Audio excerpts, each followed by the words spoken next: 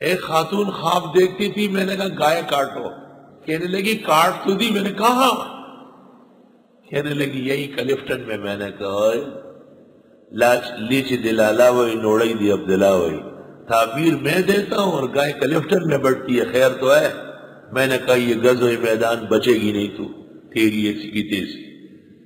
کہنے لگی اچھا صبر کرو، ایک اور بھیجتی ہوں۔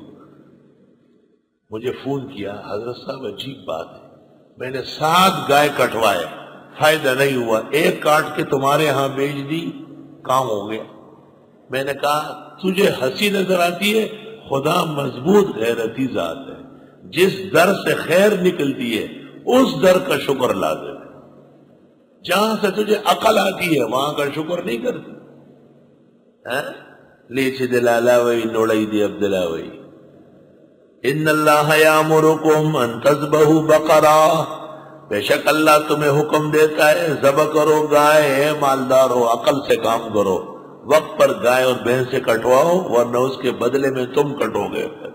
اچھی طرح یاد رکھو، یہ قرآن ہے، کوئی لیلا مجنون کی کتاب نہیں ہے۔